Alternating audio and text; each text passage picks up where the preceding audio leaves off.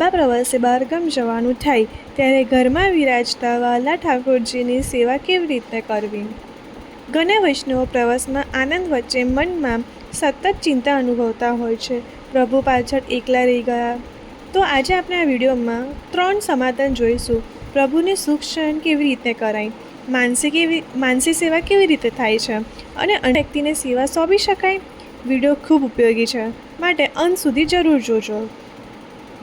વૈષ્ણવો, જ્યારે પણ તમારે 2 થી 3 દિવસ માટે બહાર જવાનું થાય ત્યારે પુષ્ટિ માર્ગીય રીતે પ્રમાણે પ્રભુને સુખ શયન કરાવીને જવાનો ભાવ છે. આ માટે પ્રવાસે નીકળવાનો દિવસે પ્રભુને મંગલા કે શૃંગાર ભોગ ધરી વસ્ત્ર આભૂષણ એકદમ હળવા અને શયન જેવા ધરાવી દેવા. ત્યારબાદ પ્રભુને અનુકૂળ આવે તેવી લાંબી સામગ્રી જેમ કે ડ્રાયફ્રૂટ્સ, સાકર અને ખાસ કરીને ઝારીજીને ભરીને સન્મુખમાં પધરાવી પ્રભુને વિનંતી કરવી કે હે વાલા, હું લૌકિક કાર્ય અર્થે બહાર જાઉં છું. આપ સુખેથી અંશ કરજો અને પૂરજો. પ્રભુને ક્યારે તાળું મારીને ન જવા આગ્રહ રાખવો, પણ મંદિરને કબાટ પર પ્રેમથી બંધ કરવા.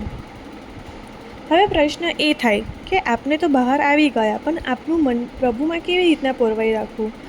આનું સુંદર સમાધાન છે માનસી સેવા. માનસી સેવા એટલે મનથી પ્રભુની સેવા કરવી. એટલે ભલે શારીરિક રીતે પ્રવાસમાં હોવ, પણ સવારે નિર્ધારિત સમયે મનથી જ વિચારવું કે અત્યારે મેં મારા લાલજીને જગાડ્યા, હવે એમને દૂધ ધર્યું, શૃંગાર કર્યા. પ્રવાસમાં બેઠા બેઠા પણ પ્રભુનું સ્વરૂપનું ચિંતન કરવું અને નામ સ્મરણ અષ્ટાક્ષરનું મંત્ર ચાલુ રાખવું. શ્રી મહાપ્રભુજીએ માનસી સેવાને જ સર્વોચ્ચ સેવા કહી છે, કારણ કે પ્રભુ દેહ કરતાં મનની નજીક વધુ રહે છે. ઘણા વૈષ્ણવો એવું વિચારે છે ઘરમાં ઠાકોરજીને એકલા ન રહે, મારે પાડોશીને કે કોઈ સગા સંબંધી સેવા સોંપી દઈએ.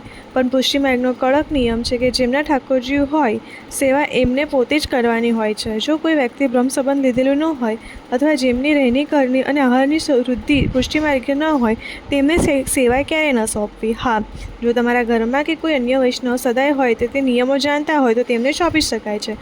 પણ લૌકિક પાડોશી કે સેવા વગરની વ્યક્તિને માત્ર દીવોબત્તી કરવા માટે પ્રભુનો સ્પર્શ કરવો દેવો એ માર્ગીય રીતે નથી. તેના કરતાં પ્રભુને સુખ શયન કરાવીને જેવું વધુ ઉત્તમ છે. વૈષ્ણવો, પ્રભુ કોઈ જેલર નથી, તે તો આપણા વહાલા બાલકૃષ્ણનું લાલજી છે. એ આપના મનની મજબૂરી અને ભાવ બંને સમજે છે. માટે પ્રવાસે જતી વખતે ભય રાખવાને બદલે પ્રેમ અને સમર્પણનો ભાવ રાખવો જોઈએ.